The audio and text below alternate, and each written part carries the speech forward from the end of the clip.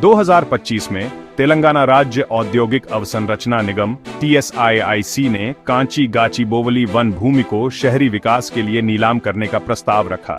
इस योजना के तहत IT इंफ्रास्ट्रक्चर, वाणिज्यिक क्षेत्र और बेहतर कनेक्टिविटी की योजना बनाई गई थी। सरकार का कहना था कि यह विकास परियोजना मशरूम रॉक जैसे महत्वपूर्ण भूगर्भीय गठन को संरक्षित करते हुए शहरी विस्तार के लिए आवश्यक है।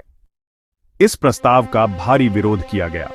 पर्यावरणविदों, स्थानीय समुदायों और विश्वविद्यालय के छात्रों ने इस योजना का विरोध करते हुए कहा कि यह वन हैदराबाद शहर के लिए एक महत्वपूर्ण हरित स्थान, ग्रीन लंग के रूप में कार्य करता है, जो जलवायु को नियंत्रित करने, वायु की गुणवत्ता बनाए रखने और जैव विविधता की रक्षा करने में मदद करता है। विरोध करने वालों ने आरोप लगाया कि यह भूमि विकास, वन संरक्षण अधिनियम 1980 और वन्यजीव संरक्षण अधिनियम 1972 का उल्लंघन करता है। बिना पर्यावरणीय प्रभाव मूल्यांकन और आवश्यक पर्यावरणीय मंजूरियों के भूमि की कटाई की जा रही थी। यह भी आरोप था कि तेलंगाना सरकार ने पहले ही बिना कानूनी प्रक्रिया का पालन किए भूमि की सफाई शुरू कर दी थी।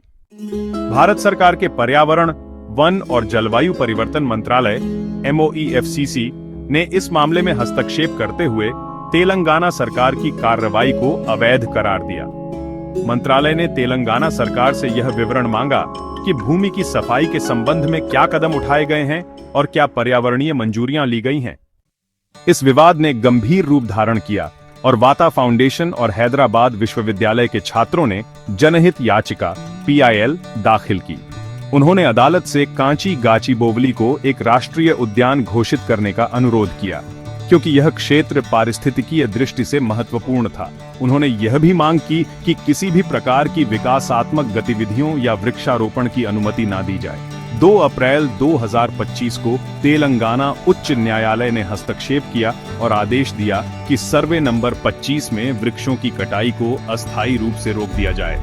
अदालत ने कहा कि सरकार को इस क्षेत्र के पारिस्थितिकीय महत्व और विकास योजनाओं के कानूनी पहलुओं पर एक विस्तृत रिपोर्ट प्रस्तुत करनी चाहिए।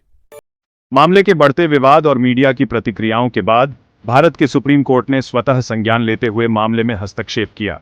3 अप्रैल 2025 को न्यायमूर्ति BR गावई और न्यायमूर्ति ऑगस्टिन जॉर्ज मसीह की पीठ ने कांची गाचीबोवली वन में सभी वृक्षारोपण और भूमि सफाई गतिविधियों को तत्काल रोकने का आदेश दिया। सुप्रीम कोर्ट ने अपने आदेश में निम्नलिखित बिंदुओं पर ध्यान आकर्षित किया। Environmental concerns. सुप्रीम कोर्ट ने कहा कि बड़े पैमाने पर वृक्षारोपण और वन्य जीवों के आवास का नुकसान गंभीर पर्यावरणीय प्रभाव डाल सकता है। अदालत ने यह भी कहा कि यह नुकसान अपरिवर्तनीय हो सकता है।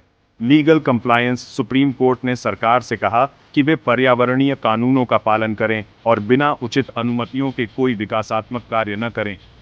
अदालत ने तेलंगाना के मुख्य सचिव को निर्देश दिया कि वे व्यक्तिगत रूप से इस आदेश के अनुपालन की निगरानी करें। Environmental assessments. सुप्रीम कोर्ट ने सरकार को यह भी आदेश दिया कि वे एक विस्तृत रिपोर्ट प्रस्तुत करें कि विकास की आवश्यकता क्या है और क्या सभी आवश्यक पर्यावरणीय मंजूरी प्राप्त की गई है। कांची गाचीबोवली वन का विवाद शहरी विकास और पर्यावरण संरक्षण के बीच बढ़ती चुनौती को उजागर करता है। इस मुद्दे पर अदालतों का हस्तक्षेप यह बताता है कि शहरी विकास को पारिस्थितिकीय संतुलन को ध्यान में रखते हुए और कानूनी प्रक्रियाओं का पालन करते हुए किया जाना चाहिए। अर्बन डेवलपमेंट एक और शहरीकरण जरूरी है ताकि शहर की बढ़ती जनसंख्या की आवश्यकताओं को पूरा किया जा सके, बुनियादी ढांचे को बेहतर किया जा सके और आर्थिक विकास को बढ़ावा दिया जा सके। एनवायरमेंटल प्रोटेक्शन दूसरी ओर पारिस्थितिकीय रूप से महत्वपूर्ण स्थानों जैसे कि शहरी वन को संरक्षित करना आवश्यक है ताकि जैव विविधता बनी रहे और मानव जीवन की गुणवत्ता को बनाए रखा जा सके। सुप्रीम कोर्ट्स इंटरवेंशन यह सुनिश्चित करता है कि विकास के नाम पर हमारे महत्वपूर्ण प्राकृतिक संसाधनों का शोषण न हो और पर्यावरणीय प्रक्रियाओं का सही तरीके से पालन किया जाए।